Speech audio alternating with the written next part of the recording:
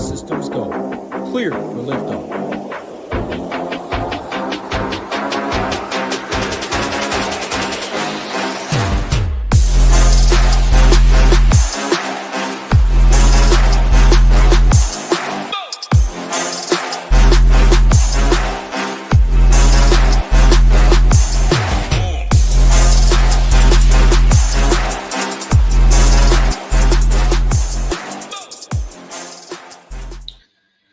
What is going on, everyone? We are back for a massive 12-game Wednesday slate with a ton of injury news. So it wouldn't be basketball season if there wasn't a ton of injury news on opening night.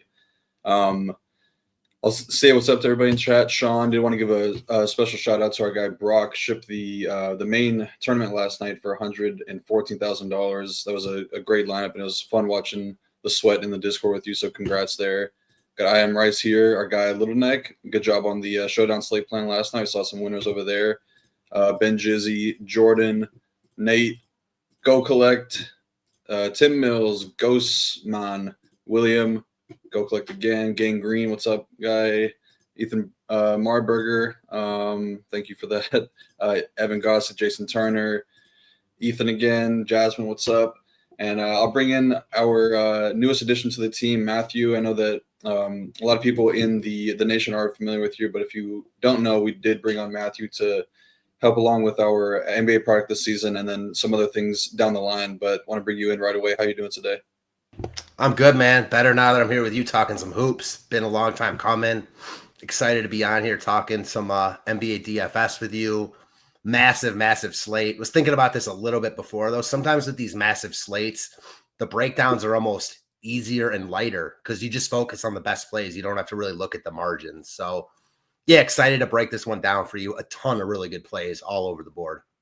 Yeah, for sure. And I think that this will be a great show. A lot of very beneficial for a lot of players just because Matt plays a little bit differently than I do, than how Title does. He's more of a single entry 3-max guy.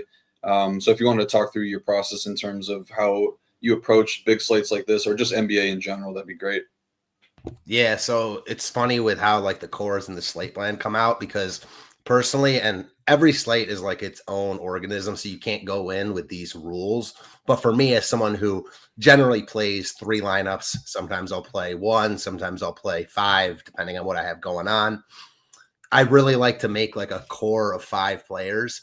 Those 5 players will oftentimes be in all my lineups. Now, most of the time, those will be 5 of the best plays on the slate. NBA is just different from other sports in that it's so projectable. You really don't want to be on an island, getting different 1 or 2 spots. And I know we talk about that in football, but really that is kind of what I hone in on with NBA. I think people focus too much on getting different in spots that are too obvious to play. So yeah, kind of condensing my player pool obviously means I'm not going to be able to play everyone or nearly everyone. There are a ton of good plays on this slate in particular I'm not going to be able to play, but that's the case with every slate, and that's just the nature of only playing 3 lineups. So you know that going in, and you just try to build the highest ROI lineups you can. And again, every slate is different, at least to me, so tough to have like, at least I don't have like set rules that I use every slate. Yep, definitely agree with you there. Yeah, I think that's a good segue into this game. You don't have a lot of time to waste because there's a lot of injuries to sift through and a lot of games on this slate, so we'll get right into it. As you can see, I got the stone pulled up right here, which is our proprietary thing that DGen brought over. Rest in peace to DGen, but yeah, it's a great starting point for most slates. You can pop over from this to the slate plan to SaberSim and kind of incorporate it into your whole process. So we'll kick things off with the first game of the night, which I think is a pretty good one here. We got Cavaliers at the Knicks. Injuries on both sides here. We got Darius Garland, Darius Garland and Max Strus out for the Cavs, and DeAndre Hunter is listed questionable.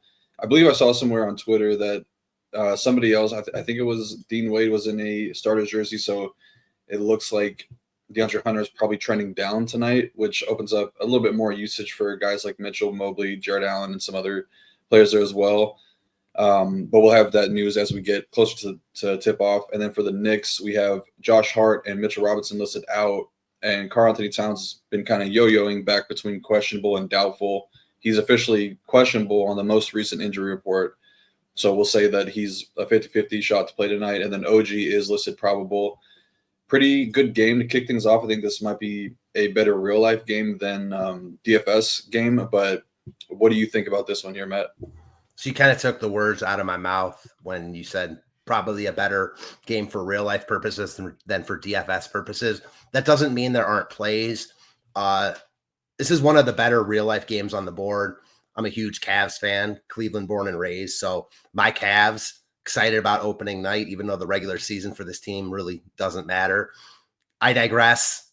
A Knicks team who's kind of in a similar boat.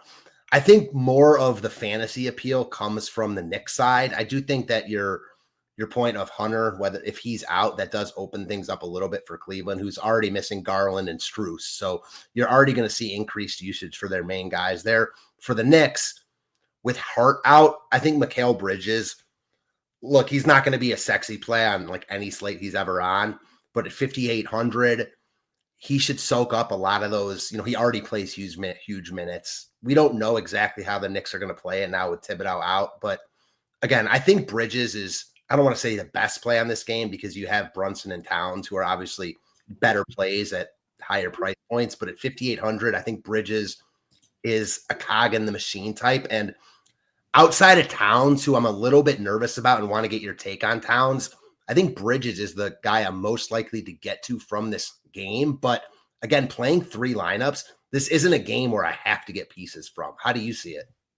Yeah, I would say pretty similar. I think I might be a little bit higher on the Town side than most, just because this is a guy that's probably, when it's all said and done and we get to the peak of the season, he's going to be priced around $10,000, which is just kind of something you always want to be ahead of. Like, just always have guys like Cat in the mid 8Ks in your player pool, regardless of the matchup. Totally. Matchup is not great. The Cavs were one of the best defenses in the league last year and should be again this season. But I would say that Cat is probably my favorite option on the Knicks side. Now, if we get the news that Cat is out, that makes Brunson a much better play in a tough matchup, but he's just going to have extremely high usage. And then I would also say that kind of trickles down a little bit to the Yabu and Huck Porty of the world, where they're going to be splitting those front court minutes a lot more than they would be originally. So I would say whoever starts between those two, if Cat is out, would definitely have my interest. Do you like anything on the Cavs side, or are they just kind of a cross off? So I'll get to the Cavs side real quick. Just want to touch on Towns for a second after you said that. I'm a little bit torn on Towns just because, one, you're right. His average price last year was $9,300 on DraftKings. So he's too cheap at $8,500. He likely won't be under $9K for that much longer. I'm a little bit nervous, though, because he keeps going from, you know, like you said, his flip-flop from questionable to doubtful. Clearly, he's not like 100%. Maybe he is. Maybe they're just playing games. But that noids me out a bit at really high ownership. He's projected to be like the 3rd or 4th highest owned player on the slate, which I get at this tag, but just a little bit nervous. Going to the Cleveland side kind of as a direct pivot off of Towns and off of Zion, who got mentioned a bunch in the Discord earlier. I think Evan Mobley is really interesting here. On paper, probably too expensive to most at $8,900, but he still projects well. Again, Cavs are missing Garland. They're missing Strus. Maybe they're missing Hunter. All the talk around Cleveland this entire summer and offseason has been about Mobley taking a jump this year.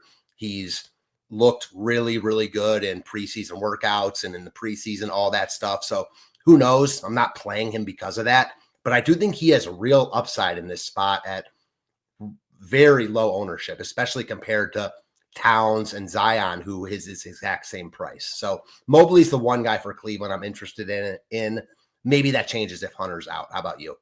Yeah, I agree. I think I would have Mobley probably as the top play on the Cavs, but I do like Donovan Mitchell a good bit here. I think he might be a little bit under-owned just for the potential upside with Garland out, just a guy that's going to lead the team in usage, and then you add on some more ball handling role with the assist number jumping up last season.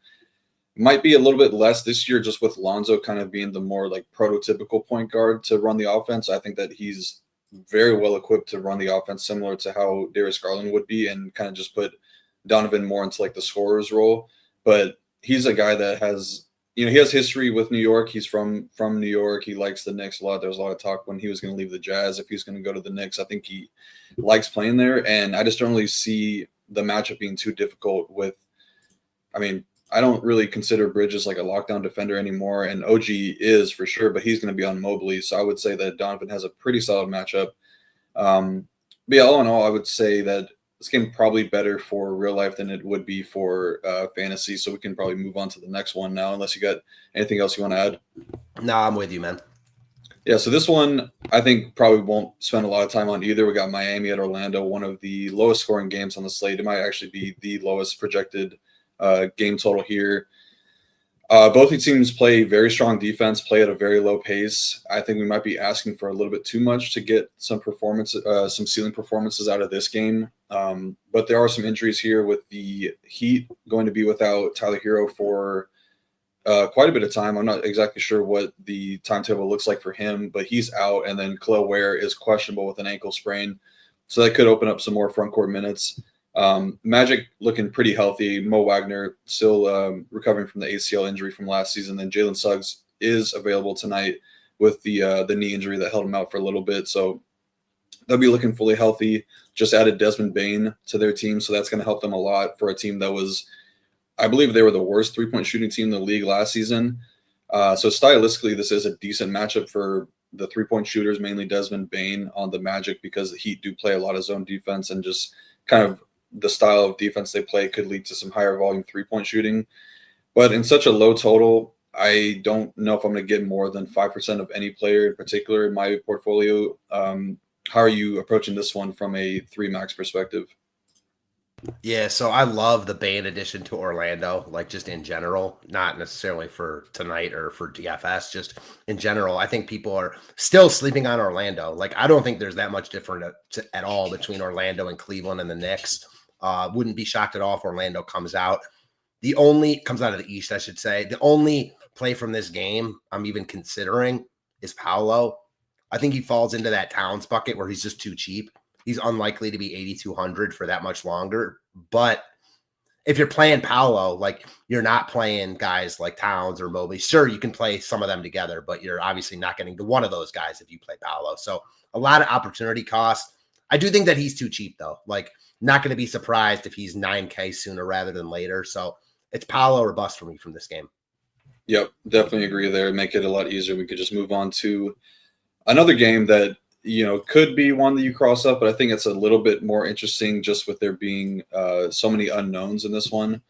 The Nets heading to Charlotte to take on the Hornets, and we got LaMelo Ball healthy, Brandon Miller healthy, and then you got the addition of Colin Sexton and the two rookies in Con Knipple, who looks like he might be getting the start tonight over Colin Sexton, but it's going to be one of those two guys.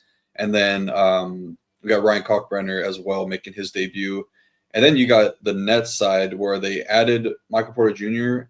and then a bunch of guys in the draft that I don't really have too much to talk about on that side. I would say that they have probably 3 NBA caliber players right now in Cam Thomas, Michael Porter Jr., Nick Claxton. Otherwise, a fairly thin team. And I think that this might be the worst roster in the NBA. I'm kind of expecting them to be the top, or I guess the bottom team at the top in the lottery coming up to the 2026 season. But both these teams were pretty terrible in the defensive metrics last season, bottom 8 and bottom 7 in defense. The Hornets were a little bit more 3-point funnily, whereas the Nets were one of the worst transition defenses in the league. So I think that there is some upside from a fantasy perspective in this game. Is there anything that sticks out to you in this one? Man, Brooklyn, as you kind of alluded to, is a really hard nut to crack. Like, we just don't know what they are going to be. They've only got a couple NBA guys on their roster. I think the more appealing side is Charlotte, but again, it's tough to know exactly what to make of Charlotte with them being healthy, you know, Brandon Miller and LaMelo sharing the backcourt. I think LaMelo is the best play from this game, or from the Charlotte side at least. But again, so much opportunity cost there. Like, in one lineup, I'm not playing LaMelo over Trae Young, who's a couple hundred more, over Devin Booker, who's basically the same price. Like, I get it. I don't think those plays are that far apart. I just don't think LaMelo is as good of a play as those guys. After that, I can't really see myself getting to much on Charlotte. I see Ryan Kalkbrenner projecting for some love and projects as one of the better value plays on this slate. this slate is definitely setting up as a scrubs and stars type of slate with just a bunch of 3K guys projecting well. Yeah, for sure. Yeah, definitely got some interest in the Charlotte side. I would say that just from the style that they normally play, last year they were pretty slow in pace, but I would say like historically with LaMelo and just all these younger guys, they're going to be a team that does look to push the pace a little bit. And Miles Bridges is one of the better transition scorers in the league. LaMelo is a guy that could flirt with a triple-double, especially if he gets the ball out, pushed in pace pretty quick and often in this game. So I do agree that LaMelo is probably not as good as those guards that you mentioned, but for sure somebody you should have in your player pool, and it's pretty easy to get over the field if you are playing 20 max, 150 max. I would say that I'm going to have probably 6 to 8% of LaMelo if I had to guess, then maybe 4% of Bridges. But definitely leaning more on the value side with Kalkbrenner at just 3.2K. We could see the split being, near even or maybe even lean his favor between him and Diabate. I think that he's probably the better long-term option, so they may want to get a look at him, early on.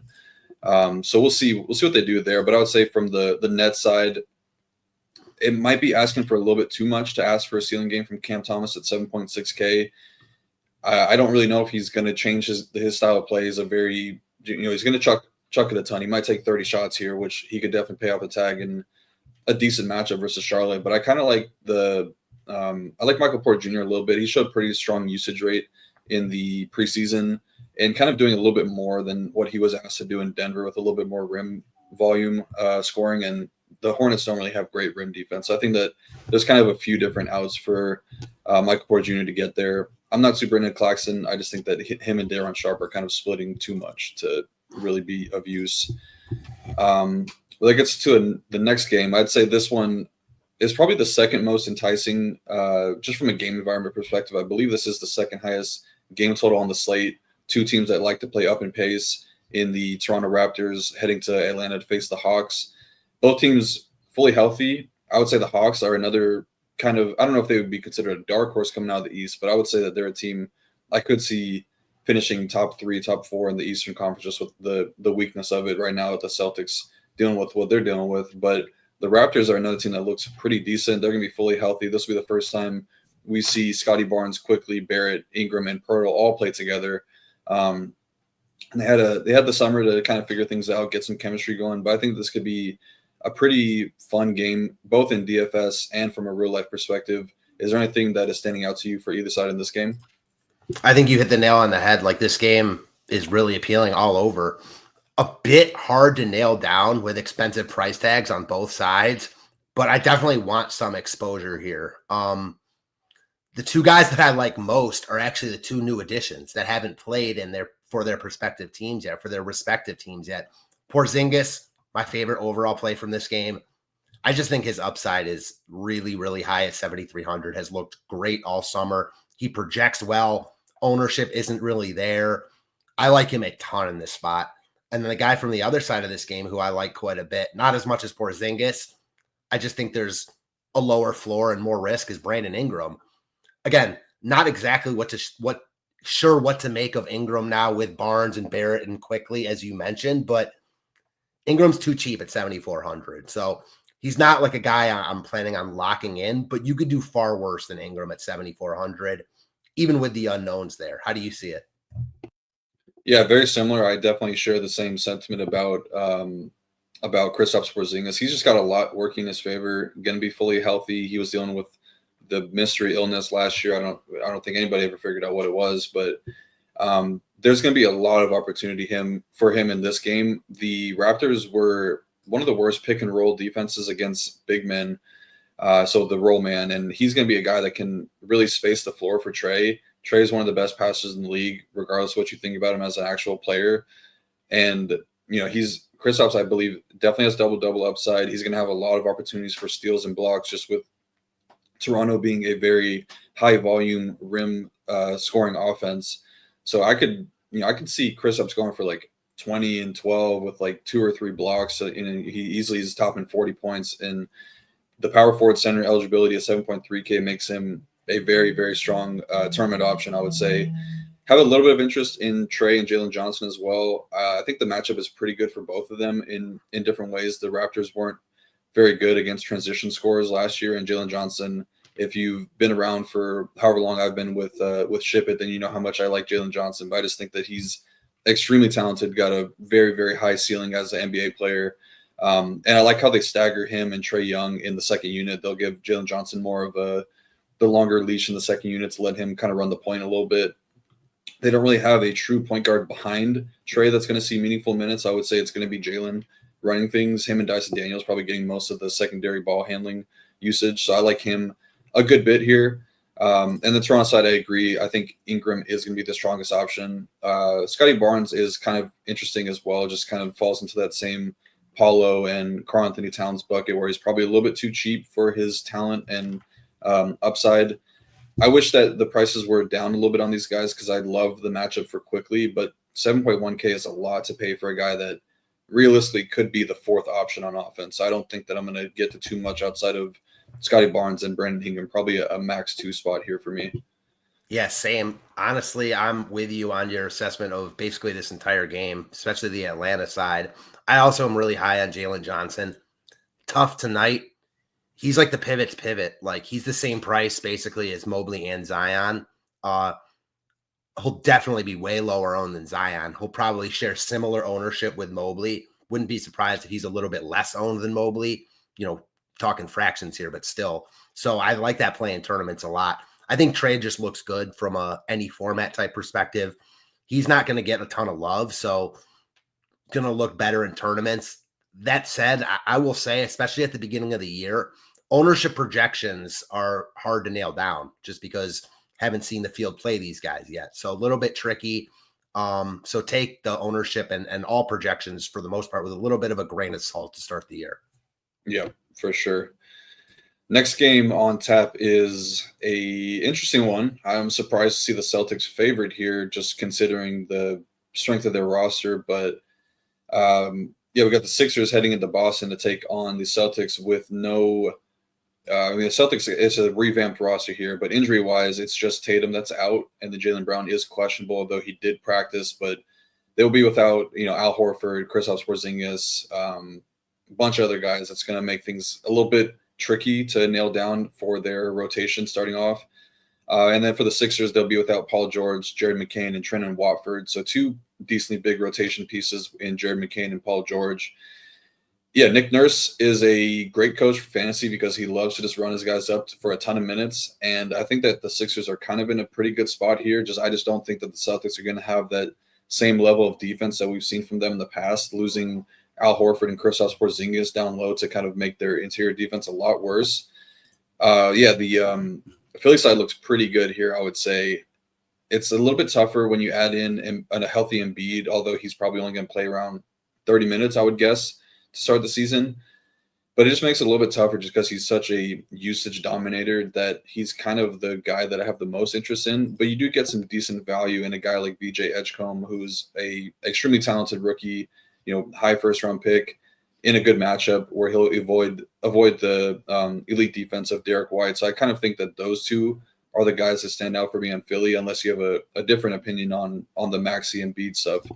Nah, for me, it's really Embiid or nothing. Not even Edgecombe for me personally. Like, I like Edgecombe as a prospect, but I think right now he's better on the defensive side. Like, he still projects pretty well for 5K, so I don't think he's a bad play.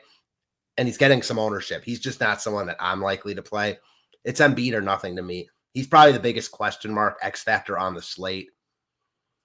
Not going to be surprised if he ends up extremely highly owned because he projects well, and his ceiling at 8,700 is just massive. There are a lot of guys underpriced on this slate. Obviously, we haven't even gotten to PJ Washington yet, who's in a boat of his own. But Embiid at 8,700, like if he plays a couple more than the 30 minutes, or whoever's projecting, then he starts to look like one of, if not the best plays on the slate. He could easily play less than that. Not exactly sure what to make of Embiid, but he's hard to get away from. He's a definite fade at your own risk type in all formats to me. Yeah, I would 100% agree with that. He's a career 1.63 fantasy point per minute producer. So if you just projected him for that at 30 minutes, I mean, he's looking like one of the best values on the entire slate. I just don't know if there's ever going to be a time we see a healthy Embiid at 8.7K. So it's kind of, same same guys like we mentioned earlier. It's just kind of play it before he gets too expensive. But yeah, I think that Edgecombe's ownership is coming up a lot, but there's a good chance that Nick Nurse just plays him like 36, 37 minutes right off the bat. I believe in a couple of the preseason games, he played like 40 minutes or was pacing for 40 minutes. And we know that Nick Nurse is going to want to play his guys a ton of minutes, especially if it's a close game. I mean, they're 4.5 point underdogs here. So I could see Maxey and Edgecombe on the better side of 35 plus minutes here. So I think that just kind of makes him an interesting option in the mid tier at 5K, just for all the unknowns of a really good rookie. The Boston side is definitely worth talking about. It's going to be tough to know what they're going to do on a nightly basis. I think that Joe Mazzulla has even said that they're going to run out different starting rotations each night. So even what we see projected here on the Stone might be different than what they actually run out there, though I think that this is probably what we're going to see. Yeah, I have a little bit of interest in Jaylen Brown, Derek White, and Peyton Pritchard, just because, you take away high usage guys like Porzingis and Jason Tatum, it's going to make these guys look a lot better. Derek White had probably the best preseason of anybody in the league. He was going crazy, like playing a ton of minutes and just putting up a ton of points. He's going to see a lot more usage, especially if Jaylen Brown is at all limited. So I think that those guys are definitely in play. I would probably say that Jaylen Brown is my favorite option on the Boston side. Simply because we've seen it from him before with Tatum out, and he's definitely going to lead the team in usage, unless they have a different plan for him. But he does come in with a Q tag, so a little bit less confidence in that. And then Pritchard is kind of just a bet on talent because he's a guy that probably should be starting for any other team last year, just how good he was. And now he'll definitely get the a longer leash. So I'm okay with all those guys, but wouldn't say that I'm really going out of my way to play any of them.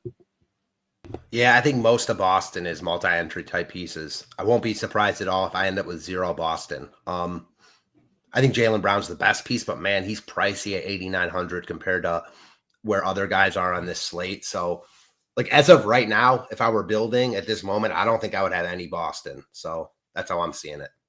Yep, definitely could not go wrong there for single to 3 max. Now we jump to another game I think is very interesting for me. I've been adamant on just picking on this Bulls team pretty much every night that they're on a main slate, just because they play so fast and they have huge holes in their defense, mainly with the rim defense being so bad. Their pick and roll defense was terrible last year. I expect it to be pretty bad this year because Vucevic is just a stone feed out. Yeah, he's terrible. Probably one of the worst center defenders in the entire league. So this one is really intriguing for me. I'll let you start off here. What do you like about this one from the Pistons side, and then you could go into the Bulls afterwards? Yeah, so I'm with you. I wanted to pick on the Bulls, like just a really, really good matchup from Detroit. Starts and ends with Cade Cunningham for me. Right up there with Porzingis, and we'll talk about a couple other guys, is my favorite play on the slate. I love Cade here. I love him coming into this year. Likely to be a core play for me here. There's a bunch of good spend up options and a bunch of good point guards, but Cade is my favorite. I think he's got a better than most chance of being optimal here. Just a really good spot. I like him coming into the year at under 10K. I'll take that. Doesn't seem quote unquote cheap, but not going to be surprised at all if this is one of the only slates he's under 10K for the entire year. So I'm going to take that and run. Yeah, I would say that there's something that is just kind of like my opinion based, but I could see Cade be like, he strikes me as the type of guy that's like highly motivated by a loss. And last year they were so close to having, a deeper run in the playoffs. But the Knicks ended up coming away with that. But I could see him just kind of coming in here extremely motivated and taking a huge leap because, he's been getting better each and every year that he's in the league.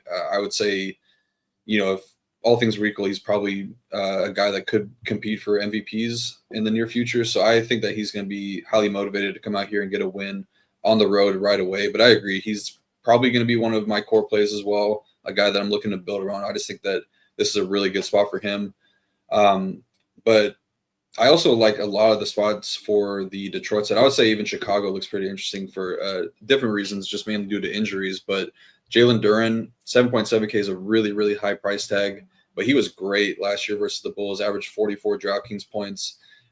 Just a great matchup as well, with the Bulls being one of the worst rim defenses and worst pick and roll man defenses in the league. Him and Cade have a ton of chemistry, still super young, so he's capable of playing, low 30s minutes. I doubt that they'll do that just because they like Isaiah Stewart a lot, but the pace of the play kind of sets up well for Duren. He's very, very athletic and able to run up and down the floor, so I like him.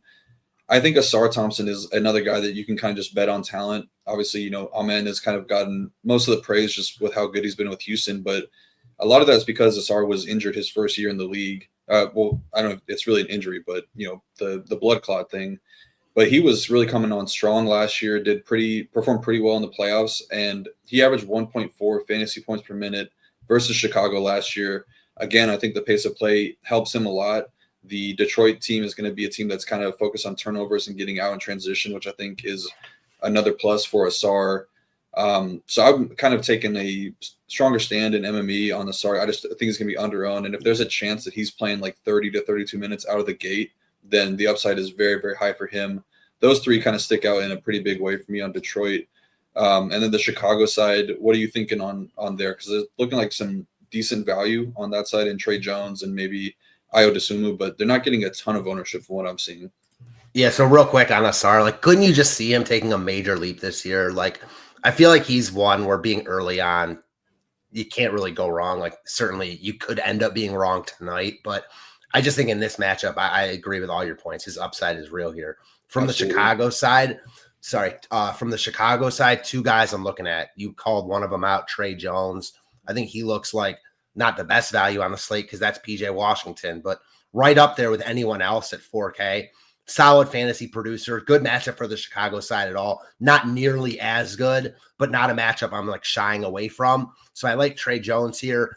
And then similar to what we were just talking about with Asar, I think you could make bets on Buzelis and that jump also. He's a guy whose game was built for fantasy. So I like Trey Jones as the top value piece, but if I were getting to a piece of Chicago that I thought could really, really do work, it's Buzelis. I 100% agree. I love Buzelis as a talent. I'm extremely salty because the Jazz passed on him in favor of Cody Williams, and I just think that is going to be something that we probably regret a lot. And I regretted it last year, but I could see in 3 to 5 years, Cody Williams just a back-end rotation player for a team like the Hornets, and Buzelis is a superstar. So I'm definitely kicking myself for not applying for a front office job for the Jazz. I was going to say, you can't kick yourself, but then when you say for not applying for the job, okay, I get it. I guess you can kick yourself a little bit. But yeah, I agree 100% with you on the Bulls stuff. I have a little bit of interest in Ayo as well, just because I could see him playing a lot of minutes. His on-ball defense is going to be needed here if they decide to throw have him guard Cade for a little bit. And really his only competition for playing time is Isaac Okoro, who literally has zero offensive game. I think that they're going to have to score points here. So I would say that Ayo, much better option in this game in particular. But yeah, Trey Jones looks pretty good. Not sure if he's going to be starting, but with Kobe White out, definitely going to see an increased role. So yeah, I like those guys on the Bulls side. Next game is another one. I believe this one has the highest over-under on the entire slate, with the Pelicans heading to Memphis to take on the Grizzlies.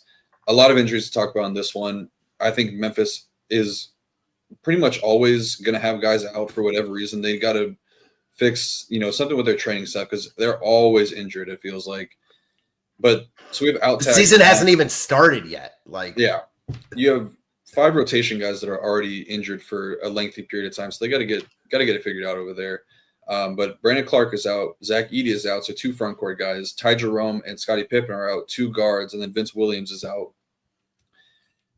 It doesn't really open up a ton of value just because for whatever reason, DraftKings really focused on pricing these guys up properly, but left PJ Washington at 3K.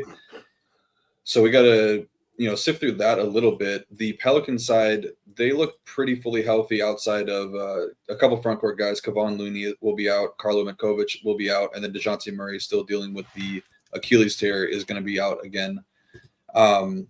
Is there anything that sticks out to you here? Because I think that this is a game I would want to get to, but it seems like you're going to have to do a lot of manually adjusting to projections in order to make it work, just with the way that the pricing is shaking out. I agree with that. I think 2 guys stand out on the surface. one doesn't really stand out, but just my favorite play from Memphis. It's ugly. Jock Landale, 4K, presuming he starts, projected for, anywhere from like 20 to 22 fantasy points. Fine with him. Like, I think there are better value plays on the slate, but on a lot of slates, I think he would look much better. So wanted to shout him out. And then Zion from the New Orleans side, like averaged 45 DraftKings points per game last year in 28 minutes, supposedly, and from pictures and videos in pristine shape. Like, we don't know exactly how much he's going to play, and you're paying for it at 9K or 8,900. And there are obviously other good pivots, but he's always been an elite producer, DFS, regular wise, in shape at this price point, presumably playing full minutes or whatever that might be for him. I'm certainly at least interested. How about you? How do you feel about Zion? Oh yeah, I love Zion tonight. I agree with you. He looks really good. Lost a ton of weight, which I don't know if that's necessarily a good or bad. Obviously it's good because he was kind of getting up there, but he is a guy that does rely on his strength and athleticism a bit. But yeah, I mean, he's a guy that's always had one of the best roles in the entire league when he's healthy. 34% usage rate, 32.5% assist percentage, 13% rebounding rate last season, average 1.57 fantasy points per minute. If he's playing like 32 minutes off the bat, which I see him projected for around there at some different sources, then he looks underpriced for sure. And I would say that the matchup looks great just with the lack of depth in the front court that the Memphis Grizzlies are going to provide. He likely doesn't have Jaren Jackson Jr. guarding him just because they like to run Jaren more as like a floater and, can pick up some steals and blocks. But even if he does guard him, like, it's not like Jaren is incapable of getting into foul trouble. There's so many times this past couple seasons where Jaren will be chalk and he picks up 2 fouls in the first 2 minutes of the game. So I think that there's kind of a lot working in Zion's favor here. So I do really like the price tag, and I like the matchup here for Zion. Some other guys that kind of stand out from a matchup perspective on the Pelicans side would be Trey Murphy and Sadiq Bey. Grizzlies were one of the worst catch and shoot defenses against three-point shooters last season. Those two guys definitely stand out from a matchup perspective. I think Sadiq Bey is kind of interesting just because it's been a while since we've seen him, and I think that he is a pretty talented player. Should fit in decently here. I just don't really know like what position he's going to play because they don't have a lot of depth at the center position. So if they're going to be running more small ball, then that is kind of interesting just because he could get a few more rebounds. And if he hits a couple threes, could pay off the 3.6K tag in a pretty big way. So I think he's kind of interesting. The Memphis side is going to be really tough to make these guys work. I mean, they did a really, really good job pricing them up. I would say John Morant, fully healthy coming into the season after the ankle scare. Tough matchup versus Herb Jones, but he's honestly done really good against him in their career 9 matchups, averaging 49.5 DK points. Doesn't have to compete for touches with Scottie Pippen or Ty Jerome for a few weeks. It's just going to be him and Jaren running the show. Yeah. The Pelicans were bottom 2 rim defense last season, so really, really good matchup for a drive-heavy guard. And you could honestly say the same for Jaren. He's going to be handling the ball a lot more and does have a really good dribble drive game. So both those guys kind of matchup-wise are in a pretty good spot here. One guy at 3K I would mention just because he was kind of making some waves in the preseason is that rookie Javon Small, going to get the backup point guard minutes, 18 to 22. Maybe there's a little bit of overlap with him and Ja. I think that he's kind of worth mentioning. Yeah, definitely worth mentioning. If there weren't like more 3K guys I liked better that project better, he would certainly be more in play for me. In 150 sets, I think certainly include him in your field, like for sure. And I like the Ja call because like he's another one. It's the beginning of the season. These guys haven't played yet.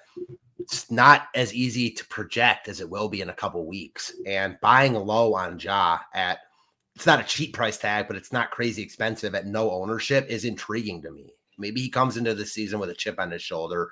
And you mentioned Herb Jones. Like he's the type of guy that when he's healthy and motivated, he's matchup proof. Yep, absolutely. All right, next game. Sorry if we're not getting to a lot of questions right now, trying to, power through this big slate with all the news. So we're going to keep moving on. But if there's some time at the very end, if we get this done in less than an hour, then we'll definitely hit some questions. Next game on slate, we have the Wizards headed to Milwaukee to take on the Bucks. I'm interested in this one in the sense that I think Washington will be a little bit more competitive early on this season as long as they're healthy with CJ and Middleton. I mean, as long as they're on the roster, because I wouldn't be surprised if they get moved. or I mean, there's definitely going to be vet games where they just take off. But as long as they're playing, I mean, this team definitely has a more impressive roster than they did last year, which isn't really saying much. But they added Cam Whitmore, added Middleton, added CJ McCollum. You got the rookie Trey Johnson, who's got a pretty high ceiling, and then second-year Bub Carrington looking to take a leap. So I think that they could keep this game pretty close. And then you have Milwaukee, who's going to be kind of running out a new starting lineup with the addition of Miles Turner, which I think is a great addition to the team, getting another stretch big to replace another really slow and old Brook Lopez. So we'll see how it looks for them. They just re-signed AJ Green as well, but it's all about Giannis here, I think. Washington, I don't think I'll get to any of these guys, to be honest. Maybe really nobody, actually. I just don't think that there's anything that really sticks out. But the Milwaukee side, it's kind of Giannis or bust for me. Do you see anything differently than what I'm seeing here? I don't. Speaking of seeing things, I'm just seeing someone in the chat say, "Oh, Zion Empic," like Ozempic, and it made me chuckle. So I wanted to shout that out. No, it starts and ends like this entire game with Giannis. And I kind of came into this slate, and ownership is showing that Giannis is really, really difficult to get away from. And he is. Don't get me wrong. I mean, he projects significantly better than everyone else on this slate. But the more we talk this out, the more I do like a whole bunch of guys, like between, I don't know, 85 and 9,500. And I think you can make really, really good lineups with playing a bunch of those guys and not Giannis. I think the highest ROI lineups are going to be the lineups with Giannis and the value. So he is really tough to get away from. It's just a massive slate, and he's going to be close to 50% owned. So just an interesting talking point. He's the best play on the board. He projects like 7, 8, 9 fantasy points better than anyone else. So again, certainly a fade at your own risk type. But at this price point, at this ownership, with other really good plays on this slate, you're going to need a healthy score from him. So he's likely to get it, but just wanted to talk it out. Yeah, you definitely don't need any reasons to not play Giannis in this match. I mean, I don't think that the Wizards are going to be much better than they were last year, especially with, defensively. But yeah, you brought up some good points. It's kind of early on in the season, I would say, is the time to take shots away from that. And ownership is, it's a little bit more inaccurate. I'm looking at a couple different sources, and I see him all the way up to like 45% at some places and then down to like 13 at others. So it's going to be interesting to see where he comes in at. He won't be lower than he won't be around 13, but I don't know if he gets all the way up to 50 because there's so many good plays. And a guy I could see ending up a lot higher owned than some places are projecting is Embiid. So kind of to your point, ownership projections are difficult to gauge right now. There's a lot of unknown. Yeah, for sure. All right, so Giannis or bust in that last game. We have a interesting matchup here. My Utah Jazz got the Clippers coming into town with a couple of injuries, a few noteworthy injuries for the Jazz side. I would say there's not really much on the Clippers side. They look fully healthy. It looked like they're going to be a pretty solid team in the West with some of the additions that they made. I really like the moves that they made with John Collins and Brook Lopez. But for the Jazz, we will have no Isaiah Collier tonight, which is a plus for Keontae George and Walter Clayton Jr. And then George Niang is out. Thank God. If you've been around SHIPIT, you know how much I love George Niang. And then Ace Bailey is off the injury report tonight with the illness. He also had tendonitis in both knees, was playing a ton in the preseason, looked really, really good. Excited about him this season. Kick it over to you. Do you like this game at all? The Jazz were one of the worst defenses in the league and kind of a team you always wanted to pick on last season. Not sure much has really changed this year, but it'll be, we got to wait and see if they're going to be competitive. I think that their win total this season is a little bit too low. I think that they're going to be a little bit better. But from a DFS perspective, do you like anything in this game? Not a lot. I think to your point, the Clippers are in a really good spot, but they're healthy and priced appropriately. So I don't think any one of them stand out as elite plays on this slate, and ownership kind of speaks to that. None of them are getting love.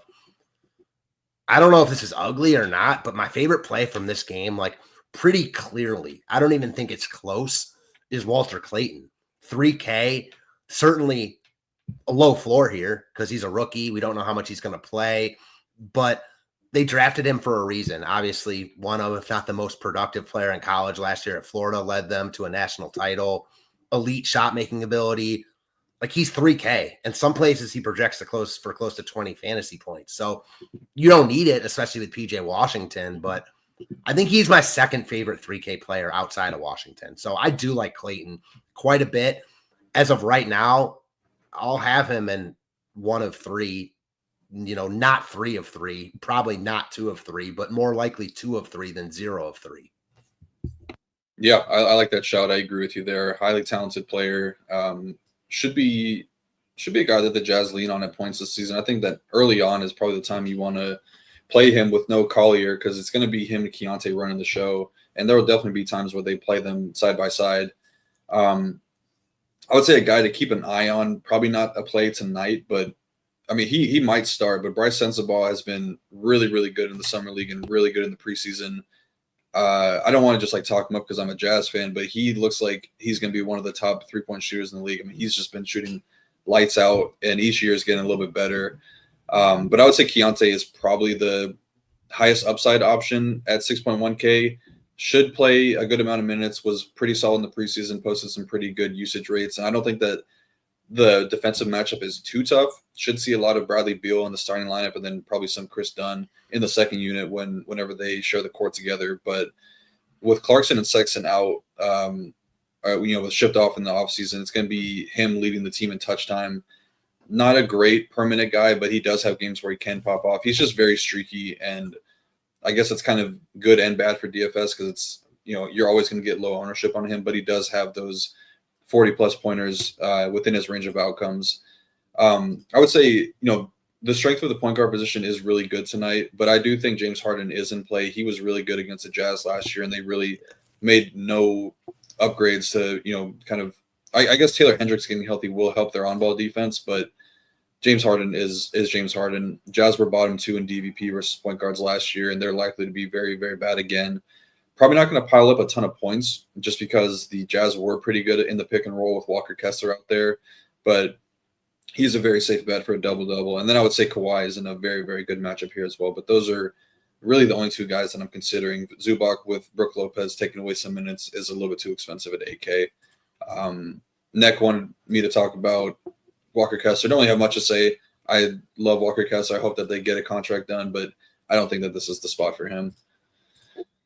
Next game is another pretty fun real-life game. We have 2 former number 1 overall picks going up against each other with Wembanyama and the Spurs heading into Dallas to take on Cooper Flagg and the Dallas Mavericks. Obviously, the main talking point of this one is PJ Washington as min price. The DraftKings interns forgot to reset his price tag, so he's down at 3K. I mean, he's going to be 100% owned in anything less than probably 5 max lineup or tournaments, maybe even 20 max. I can see him being 100%. He's probably going to be upwards of 85% in the big contest tonight. Not really a decision point, I would say. I think you kind of just play him, and then you're filling out the rest of your roster. Do you see this any differently? Nah, not even a little bit, especially now. I mean, not even now. I mean, Flagg starting, so Washington's likely to start at power. Flagg starting at point guard, so likely to see PJ in the starting lineup. It doesn't even matter, though. Like, this is just a misprice.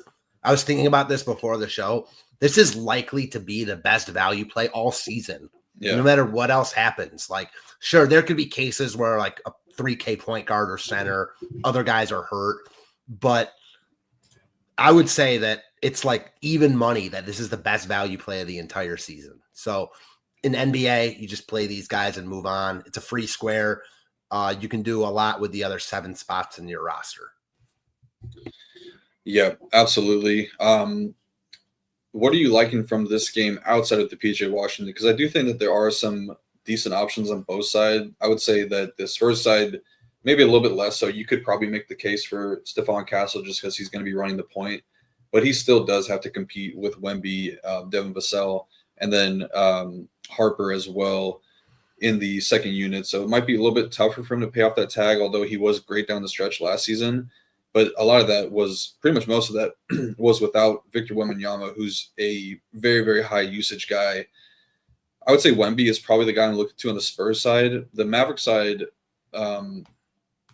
I don't know. I like Anthony Davis a lot. I would say the matchup might be a little bit tougher here, but I don't think that he's really a guy you worry too much about the matchup because he's been such a strong per minute guy in his career. But he will have a different role than usual in this offense with Cooper Flag out there and taking on the point guard role. They kind of talked about AD getting a little bit more of like the Sabonis Sengun type of role where he's getting a little bit more involved in the offense from a passing perspective, which might take away some of the high-end scoring upside. But he's just such a good per minute guy. I think that he's pretty strong here. What are you seeing on the Dallas Spurs side? Yeah, so honestly, with that AD sentiment, I'll kind of believe it when I see it. He's such a good scorer inside that, like, especially without Kyrie, this team is loaded, but I feel like it's mostly loaded defensively with Kyrie gone. You know, D'Angelo Russell certainly is good offensively in spurts, but not nearly what Kyrie is. AD just too cheap here. Again, this kind of speaks to how many good plays are on this slate. So you can't play everyone. He's not a must play or anything like that, but he's like 10-9 on FanDuel. So it shows you that at 9-7, he looks like a good play on DraftKings. Interested to see exactly what his role is with Flag at point guard. But at this price tag, I find it difficult to get away from him, quite frankly. I think Flag is interesting at 7,400. He's projecting well in a couple of places. Came in with, he was awesome last year in college, one of the better prospects we've seen in years. So wouldn't be surprised if he starts off the year like gangbusters. But I think for me, the only like priority piece from this game is AD. I like the Wemby shout out. He's a pivot like off of Giannis. There are just guys I think project similarly that are cheaper. And there are guys, as you mentioned, the point guard position is loaded. A bunch of guys like 9 to 10K I like a lot. So I probably won't play any Wemby. If I do, it'll be 1 of 3, but just tough to get to on this particular slate. So really it's AD as the only priority piece for this entire game. But I do think from a real life perspective, maybe the best game on the slate. Yeah, would definitely agree there. I'm not sure if this is true or not, but somebody said that Giannis was downgraded to questionable. So I'm trying to. He was downgraded to probable a while ago. So yeah, nah. All right, yeah. So the Giannis probable tags are always more questionable than anything. So I say he is questionable. But yeah, I definitely agree with you. I think that this game is going to be a very fun one to watch. I'm definitely going to be prioritizing this one and my Jazz at 6 p.m. But I think that this is going to be a fun one. I'm definitely excited to see how Cooper Flag looks within this offense. And then just hope that PJ Washington finishes the game because he'll definitely be finishing as a top value play in the slate if he does. Yeah. Definitely want to take this time right now to ask everybody to please hit the like button. Helps us out a lot. This must be the Belman effect. I mean, we got almost 650 people watching live right now. I think that might be the most for any NBA show in the history of SHIPIT Nation. So appreciate all you guys tuning in for this one. If you guys would kindly hit the like, that would definitely help out a ton here as we get more free shows to you guys. All right, we got 2 games on the nightcap here, the 7 p.m. games. Start with the Kings and the Suns. 2 kind of revamped rosters here. I guess the Kings are kind of, they're bringing some guys back from last year with the Levine, DeRozan, Sabonis core, but Sabonis is going to miss this game. So they have to fill out that role with a mixture of Drew Eubanks and Dario Saric. But they added Dennis Schroeder in the offseason and then also just signed Russell Westbrook about a week ago off the street. So they have a surplus of guards right now with Schroeder, Levine, Ellis, Malik Monk, and Russell Westbrook. I mean, that's a lot of minutes, or a lot of guys and not a lot of minutes to go around. And then the Suns obviously made the trade to get Kevin Durant off their team. And I didn't know Jalen Green was out, but I guess that, I'm kind of catching up to speed now. But Jalen Green is going to miss this game, but they will have Grayson Allen in. They'll be running out a different starting lineup than usual. And then they also picked up Mark Williams in the offseason to kind of, prioritize less of Nick Richards, and then Kaman Malawak in the draft they drafted most recently. So be a different roster we're looking at for the Sun side. I don't think that this game is too enticing from a DFS perspective for me. Even Devin Booker at 9.6K, he looks okay, but I think that there is a probably safer spend up options than him. Does have a very, very strong role in the he did have a strong role in the preseason, and he's going to have a strong role moving forward a lot. I think he'll be emphasizing the passing a little bit more this season, which could lead to some pretty high floor games with the some double-digit assist, but not sure if we're going to get a ceiling performance out of him. This is a really good matchup for three-point shooters. The Kings were one of the worst three-point defenses in the league last year. But do you see anything differently in this game? It's a pretty solid game total, I would say. So I think I like Booker a little bit more than you, but all in all, I'm kind of in agreement that I do think this game could play out like clunkier than a lot of people expect. I think the Suns are going to be like more grimy this year, better defensively, not as good offensively, especially you mentioned Jalen Green's out, no KD anymore. So I think Booker has a really high ceiling here, going to have a ton of usage. His role is elite, great matchup. But on the flip side, I could see this game just playing uglier than people expect, where no one gets there. I don't love pieces from Sacramento at all. You mentioned even with Sabonis out, like they just have a bunch of guys. I don't think it's the best matchup in the world, despite how bad Phoenix was defensively last year. And from the Phoenix side, it's really Booker or nothing for me, and he's expensive. So while I do like Booker's ceiling a lot, I'm in agreement that there are safer plays like all over around him. So definitely not a guy you have to lock in, but real upside in tournaments, and I want a little exposure there. Absolutely. I think that's a good point there. Maybe some Ryan Dunn as a value play, 4.3K. He kind of turned it on towards the end of last season. I would say that matchup-wise, pretty good for him if he can get the shot to fall. And then I guess, for like a late slate type of thing, Grayson Allen would be a guy I look to just because he has the upside to get hot and, knock down 6 to 8 threes or something like that. But, yeah, not a game I'm going too overboard on. I'll definitely get my fair share of Devin Booker tonight. All right, last game on the slate here. We have the Timberwolves and the Trailblazers. This will be our marquee showdown game of the night, which our guy BG Littleneck is taking over now. If you guys have not seen already, he's doing our Monday through Friday showdown slate plan. A lot of hype in the community about him being added. We're really excited to have him there, and he's already done a great job with the showdown last night. Excited to see how that goes moving forward. But yeah, this game, I wish that there was a couple better games in the late slate because I just don't really see too much I'm interested here. I could see this game being more of a defensive battle. Just Minnesota kind of always going to be one of the top defenses in the league. And now you're getting an old Mike Conley out of the starting lineup with Dante DiVincenzo in there, which should help their on-ball defense a little bit more. And then the Trailblazers made some really great additions in the offseason, I think, with Drew Holiday locking down Shaedon Sharpe and who else did they just sign recently? Who did they sign recently? Shaedon Sharpe and Toumani Camara. Yeah. Camara. Really, really high on Toumani Camara for sure as a talent. I think he's one of the most underrated defenders in the league. And now you can have him and Drew Holiday in the same lineup. I think that's going to be very, very good for them long term. So I'm excited to watch this game, but I don't think that there's going to be a ton of fantasy points scored. My favorite option, honestly, might be the rookie Hanson Yang, just because Klingon he's got a very short leash right now. I don't really think that Chauncey Billups loves him, and he had some really short stints in the preseason. So I wouldn't be surprised if later on the season we just see them go to Yang more, or maybe running some more small ball lineups, which is definitely in play here against Minnesota, because they don't really have a prototypical center behind Rudy Gobert. It's going to be that three-headed monster between Randall, Gobert, and Naz Reid. So I think that they can definitely get away with that small ball. But I like the talent on Yang, so I want to see what he looks like moving forward. How are you liking this game from a nightcap perspective? The only disagreement I have with you on this game is that I think you're more excited to watch it than I am. Compared to the other games on this slate, this is low on the totem pole for me. Certainly any game with Ant, and I like Portland's roster a lot this year, so obviously half getting there. From a DFS perspective, I think you're right on. Like Minnesota is always going to be really, really good defensively.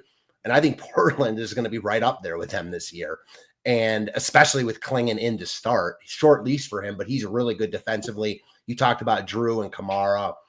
There are good enough players in this game for guys to get there. Wouldn't be surprising if one or two do, but your guess is as good as mine on who it will be. And with 11 other games, pretty much all of them better spots, in my opinion, I probably won't get much of any of this game.